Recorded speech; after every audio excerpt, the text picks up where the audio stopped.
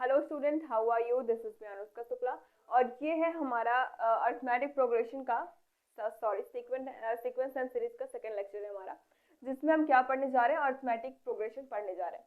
तो आपने टेंथ में भी पढ़ा होगा अर्थमेटिक प्रोग्रेशन, तो मेरा लेक्चर है टेंथ का जिसमें मैंने अर्थमेटिक प्रोग्रेशन को पढ़ा रखा है। उसमें मैंने स्टार्टिंग करी थी सीक्वेंस से। तो अगर आपको टेंथ की चीजें याद होंगी तो ये और भी ज्यादा क्लियर होगा। अगर नहीं क्लियर है तो मैं पूरा रिकॉल करा देती हूँ इसी में। तो अर्थमेटिक प्रोग्रेशन क्या होता है? समांतर श्रेणी, जिसको हम हिंदी में कहते हैं। हाँ, तो इसकी डेफिनेशन क्या होती है पहले मैं आपको ये बता दूं। डेफिनेशन डेफिनेशन को हम समझेंगे एक एग्जाम्पल के थ्रू। कैसे? अर्थमेटिक प्रोग्रेशन जो होता है वो एक लिस्ट होता है किसका? नंबर्स का। एक लिस्ट होता है नंबर का, जिसमें हम किसी एक टर्म को क्या करते हैं, बार बार उसके पीछे वाले टर्म में ऐड करके फाइंड आउट करते हैं एक फिक्स्ड नंबर को। जैसे है ये 1, तो अगर हम किसी एक फिक्स नंबर मान लेते हैं कि 2, ठीक है। तो अगर हमारा पहला टर्म मैं लेके चलती हूँ कि 1 है, और इसके बाद वाले को अगर मैं क्या करूँ, 1+2 कर दूँ, ठीक है, तो क्या मिल जाएगा यहाँ पे 3। इसके बाद वाले में अगर मैं 3+2 कर दूँ तो क्या मिल जाएगा 5। इसके बाद वाले में अगर मैं 5+2 कर दूँ तो हमें क्या मिल जाएगा 7। इसके बाद 7+2 कर दूँ तो क्या मिल जाएगा 9। फिर अगर 9+2 कर दूँ तो क्या मिल जाएगा 11। तो इस तरीके से ये एक लिस्ट है नंबर्स का। अगर मैं इस तरीके से लेके चलूँ 1 3 5 7 9 11, बस यही तक लेके चलते हैं, अभी आगे नहीं जा रहे। तो अगर मैं इन सारे नंबर्स का एक लिस्ट लेके चलती हूँ तो इसमें क्या दिख रहा है कि ये जो 3 है वो अपने प्रीसीडिंग एलिमेंट में कुछ एक फिक्स नंबर ऐड करने के बाद हमें मिल रहा है, जो कि है 2। अभी अगर 5 की बात करें तो वो भी अपने एक पिछला जो उसका टर्म है उसमें कुछ ऐड करने के बाद ही 5 हमें यहाँ पे देखने को मिल रहा है, और वो फिक्स नंबर भी है हमारा 2। वो नंबर जो होना चाहिए वो पूरे लिस्ट में सेम होना चाहिए। जैसे 2 है तो हमने पूरे में सिर्फ 2 को ही ऐड करके उसको फाइंड आउट किया है अगले वाले नंबर को। तो यहाँ पे हमें क्या देखने को मिल रहा है कि जो 2 होगा वो एक फिक्स नंबर है। ऐसा नहीं है कि हमने पहले यहाँ पे 2 को ऐड किया, उसके बाद यहाँ पे 5, यहाँ पे 3, यहाँ पे 7, कुछ इस तरीके से करके हमने यहाँ पे नहीं किया। जो हमारा नंबर था वो एक फिक्स था। तो क्या होता है, ये एक अर्थमेटिक प्रोग्रेशन, ये एक लिस्ट ऑफ नंबर होता है in which each term is obtained by adding a fixed number in preceding term। जो हमारा प्रीसीडिंग टर्म होता है उसमें एक फिक्स नंबर को ऐड करके हम आकर करते हैं किसको, अपने सारे के सारे नंबर्स को जो कि हमारे लिस्ट में अवेलेबल होते हैं। समझ में आ गई बात? अगर यहीं पे अगर मैं दूसरा एग्जांपल ले लेती हूँ कुछ इस तरीके का, जैसे हमारे पास गिवन है 1 7 8 4 3 7, सॉरी 7 नहीं 9, बस इतना लेके अगर मैं चलूँ तो अगर मैं आपसे बोलूँ कि क्या ये अर्थमेटिक प्रोग्रेशन है तो आप बोलेंगे कि बिल्कुल नहीं है। क्यों बिल्कुल नहीं है? इसलिए बिल्कुल नहीं है क्योंकि यहाँ पे अगर मैं देखूँ तो 1 में हमने 6 को ऐड किया तो हमें 7 मिला। 7 में हमने कितने को ऐड किया? 1 को ऐड किया, 8 मिला। अभी क्या किया हमने, 8 में -4 कर दिया तो हमें 4 मिला। 4 में -1 किया तो 3 मिला। 3 में हमने 6 ऐड किया तो 9 मिला। तो क्या यहाँ पे हम किसी एक फिक्स नंबर को ऐड कर रहे हैं? ऐसा नहीं है। यहाँ पे 6 को किया, इधर तो 6 मिल गया मान लीजिए, 1 मिला, -4 -1। तो यहाँ पे कोई भी एक फिक्स नंबर नहीं है जिसको ऐड करने के बाद हम अपने नेक्स्ट वाले टर्म को फाइंड कर सकते हैं, ऐसा कुछ भी नहीं है। अगर मैं आपसे बोलूँ कि यहाँ पे आगे आने वाला टर्म कौन सा होगा तो आप यहाँ पे बता नहीं सकते। लेकिन अभी मैं अगर इस लिस्ट को खोलूँ और मैं बोलूँ कि इसकी 11 के आगे क्या आएगा, तो आप फटाक से जवाब देंगे कि 11+2 करेंगे तो हमें यहाँ पे क्या देखने को मिलेगा 13। क्यों? क्योंकि यहाँ पे जो फिक्स नंबर है हमारा वो फिक्स है कि हाँ हम 2 को ही ऐड या फिर सब्ट्रैक्ट कर रहे हैं यहाँ पे। तो इस तरीके से अर्थमेटिक प्रोग्रेशन की डेफिनेशन हो गई। अभी मैं इसको लिखवा देती हूँ, पहले आप अगर इसको नोट करना चाहते हैं तो नोट करिए, नहीं तो मैं इसको इरेज कर देती हूँ। तो इसकी डेफिनेशन क्या हो जाएगी, चलिए देखते हैं। Arithmetic progression means it is list of number in which each term is obtained by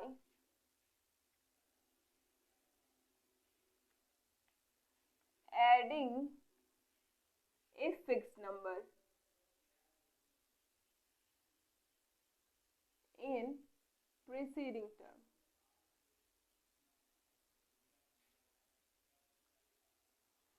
ये हो गया हमारा क्या, डेफिनेशन। अभी इसका अगर एग्जाम्पल देखने को हो तो जो मैंने आपको बताया था 1, 3, 5, 7, 9, 11, 13 इस तरीके से करके आप उसको इसका एग्जाम्पल समझ सकते हैं, क्योंकि इसमें हमने +2 को ऐड करके हमें क्या मिला, अरिथमेटिक प्रोग्रेशन हमें मिल गया। अब बात आती है कॉमन डिफरेंस की। कॉमन डिफरेंस क्या होता है यहाँ पे, तो कॉमन डिफरेंस हमारा वो होता है ऐसा फिक्स्ड नंबर। देखिए अगर मैं कॉमन डिफरेंस की बात करूं तो वो कॉमन नंबर जो इन सब का क्या हो, डिफरेंस हो, इन सब का अंतर हो। इन सब का अंतर क्या हो सकता है, 3 और 5 में कितने का डिफरेंस है, 2 का है। 5 और 7 में 2 का ही है। 7 और 9 में भी 2 का है। 9 11 में भी 2 का है। 11 13 में भी 2 का ही है। तो कॉमन मीन्स क्या, जो सेम हो, और डिफरेंस मीन्स क्या, जो सब में सेम हो ऐसा अंतर, वो हमें क्या करना है, फाइंड आउट करना है, वही कॉमन डिफरेंस होता है। तो कॉमन डिफरेंस को हम क्या मान के चलेंगे कि वही फिक्स्ड नंबर, वही जो फिक्स्ड नंबर होगा हमारा वही तो कॉमन डिफरेंस होगा, क्योंकि फिक्स्ड नंबर यहाँ पे हम क्या लेके चले थे, +2 लेके चले थे यहाँ पे फिक्स्ड नंबर। तो यहाँ पे हम क्या लेके चले थे, फिक्स्ड नंबर +2। यहाँ पे भी +2 था, +2 +2 +2 +2, मतलब जो फिक्स नंबर था हमारा वो क्या था, +2 था। तो वही फिक्स नंबर तो हमारा कॉमन डिफरेंस भी होगा सब में, ठीक है। 1 में +2 किया तो 3 मिला, और अगर उसी को सब्ट्रैक्ट कर देंगे तो हमें फिर 1 मिल जाएगा। 3 में +2 किया तो 5 मिला, अगर उसी को सब्ट्रैक्ट कर देंगे तो हमें फिर 3 मिल जाएगा। मतलब जो कॉमन डिफरेंस देखने को मिलेगा वो हमारा सभी जगह पे +2 ही होगा। तो वही कॉमन डिफरेंस, वही हमारा फिक्स्ड नंबर ही क्या होता है, कॉमन डिफरेंस। तो अगर इसकी डेफिनेशन लिखनी हो क्या लिखेंगे, a fixed number that is added to obtained arithmetic or arithmetic progression, arithmetic progression, वो फिक्स नंबर जिसको हम ऐड कर करके अपने अरिथमेटिक प्रोग्रेशन को फाइंड आउट करते हैं, वही फिक्स नंबर हमारा क्या होता है, कॉमन डिफरेंस होता है। And it is denoted by, it is denoted by, किसे डिनोट करते हैं, स्मॉल डी से। It is denoted by small D. A fixed number that is added to obtained arithmetic progression, it is denoted by small d। वह fix number जिसको हम add करके अपने arithmetic progression को फाइंड आउट करते हैं उसी को हम क्या बोलते हैं, कॉमन डिफरेंस बोलते हैं। अभी अगर मैं यहाँ पे बोलूँ कि यहाँ पे मैं +3 करते हुए चलूंगी, +3, तो मैं अपना फिक्स नंबर क्या कर रही हूँ, यहाँ पे चेंज कर रही हूँ। यहाँ पे पहले जो थी, पहले वाली डी की वैल्यू 2 थी, अभी वाली डी की वैल्यू, अगर ये कॉमन डिफरेंस देखते हैं इसको चेंज करने के बाद पूरे लिस्ट को,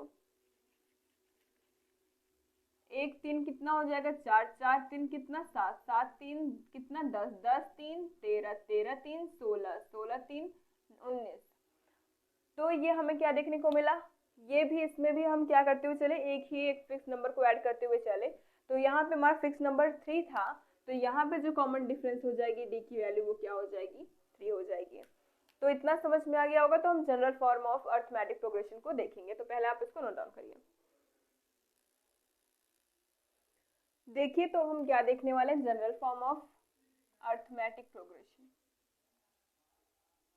general form of arithmetic progression क्या होगा, जनरल फॉर्म, जनरल फॉर्म क्या होगा देखते हैं। तो इसमें होगा हमारा पहला टर्म a1 होता है, दूसरा a2, तीसरा a3 डॉट डॉट an, इस तरीके से। n किसे रिप्रेजेंट करता है, n टर्म को। a रिप्रेजेंट करता है हमारा टर्म को, an रिप्रेजेंट करता है n टर्म को, a1 रिप्रेजेंट करता है फर्स्ट टर्म को, इस तरीके से a2 सेकंड, a3 थर्ड, ऐसे करके। d होता है हमारा क्या, कॉमन डिफरेंस। कॉमन डिफरेंस मैंने आपको बताया। अच्छा, कॉमन डिफरेंस को निकालते कैसे वो पहले देख लेते हैं।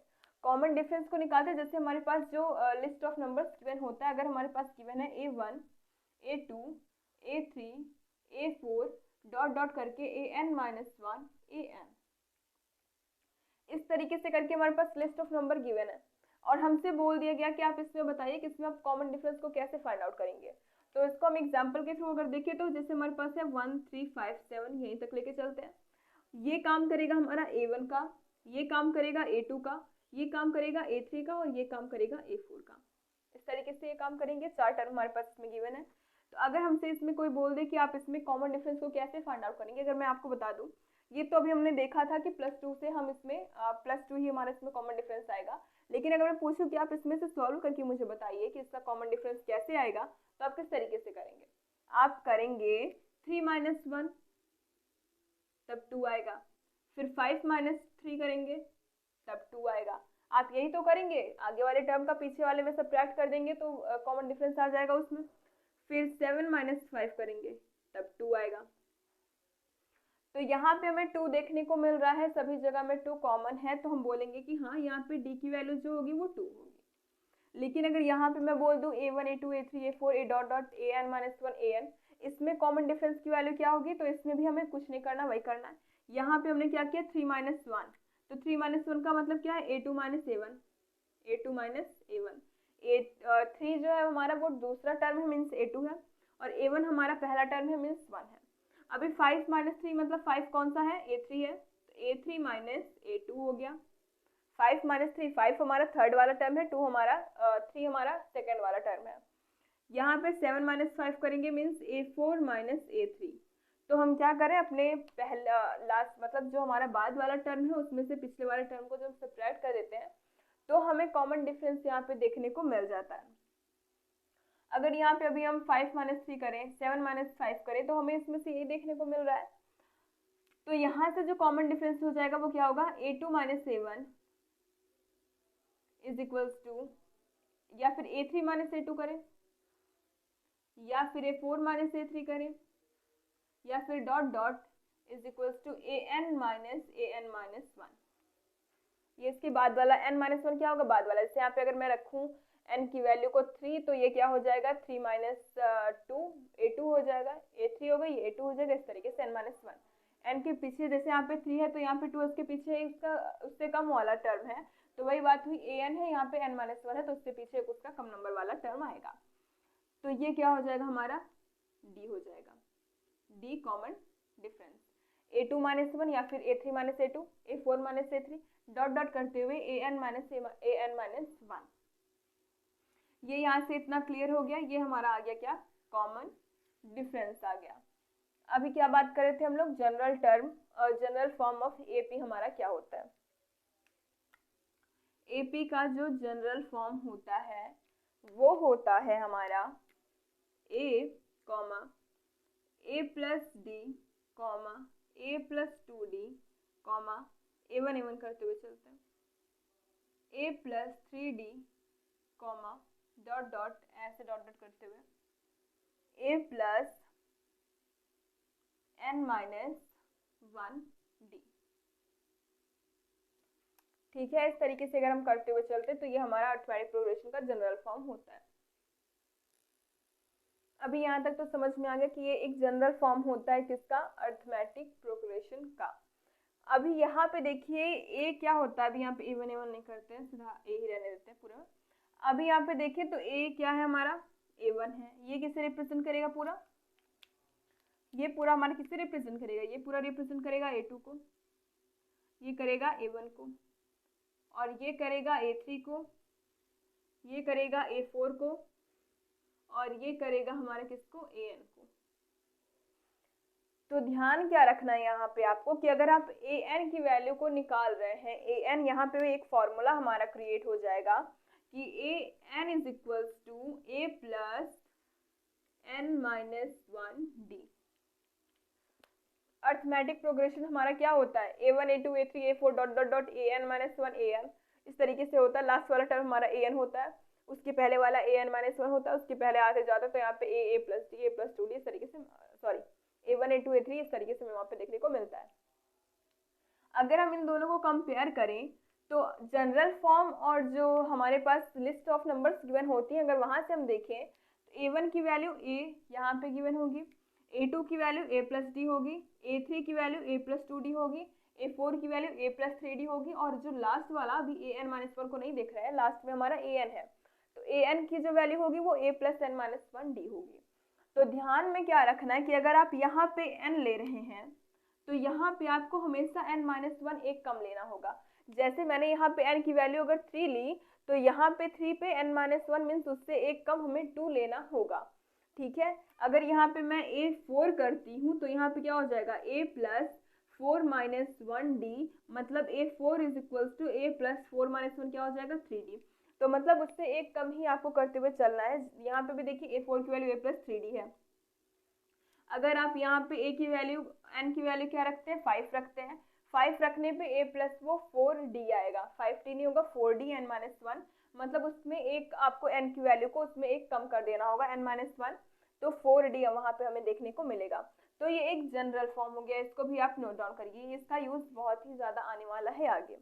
तो an इज इक्वल टू क्या होता है, अगर आपको nth टर्म की वैल्यू फाइंड आउट करनी है, nth टर्म की अगर आपको वैल्यू फाइंड आउट करनी है तो आप कैसे करेंगे। मान लीजिए मैं आपको इसको एक एग्जांपल की तरह समझाती हूँ कि हमें फाइंड आउट करना है nth टर्म की वैल्यू। nth नहीं मान लेते हैं कोई term, n is equal to क्या मान लेते हैं हम, 6 मान लेते हैं, n की वैल्यू 6।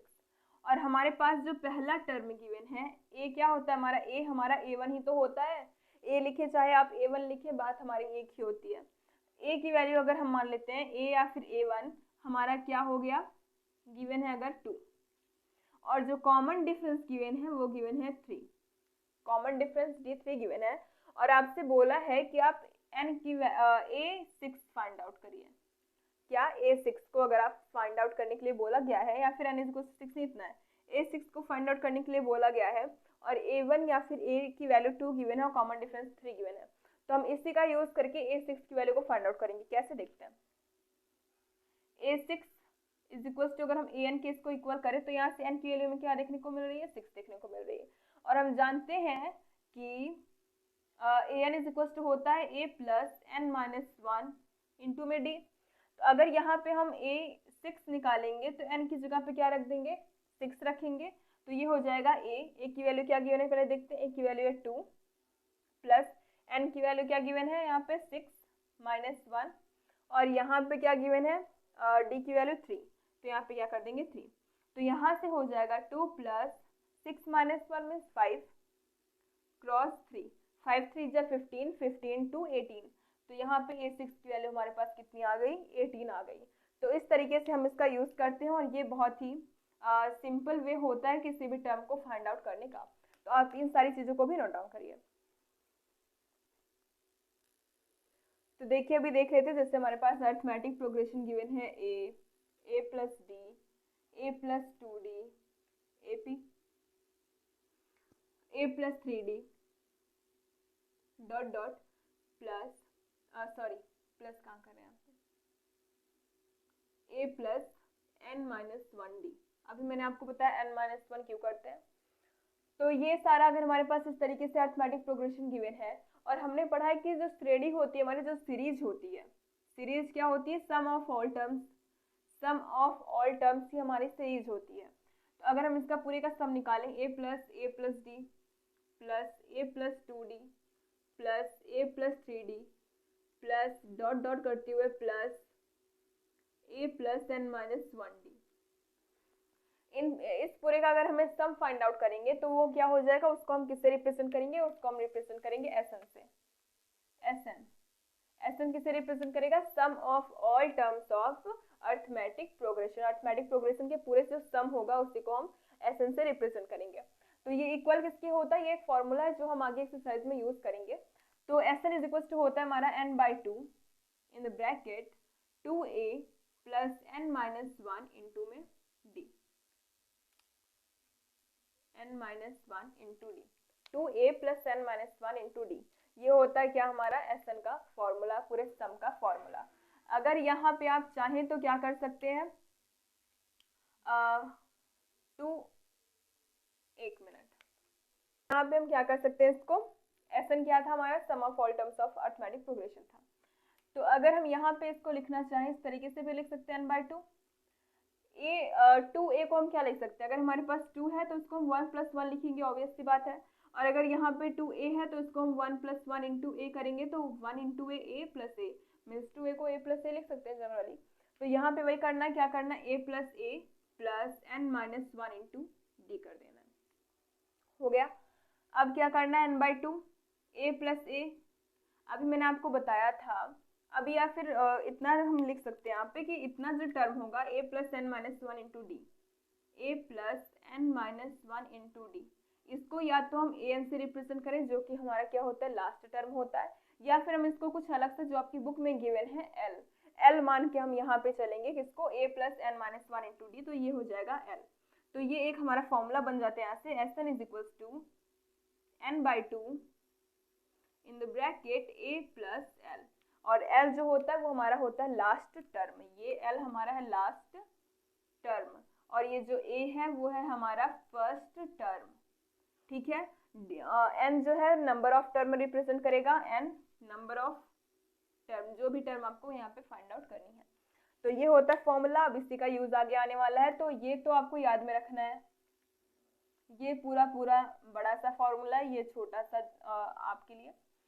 तो दोनों फॉर्मूला का यूज करना है, तो आप इसको जल्दी से नोट डाउन करिए। तो स्टूडेंट्स, अगेन आज की वीडियो में बस इतना ही। मिलते हैं आपसे नेक्स्ट वीडियो में, और उस वीडियो में हम क्या करेंगे, इस वाले जो फॉर्मूला जो यहाँ पे गिवन हमारे, उस पे बेस्ड एक्सरसाइज के क्वेश्चन को हम सॉल्व करेंगे। तो अगर आपको वीडियो अच्छी लगती है तो सेम एज यूजुअल लाइक करिएगा और अपने फ्रेंड ग्रुप में शेयर करिएगा, and don't forget to subscribe this channel also. Thanks for watching.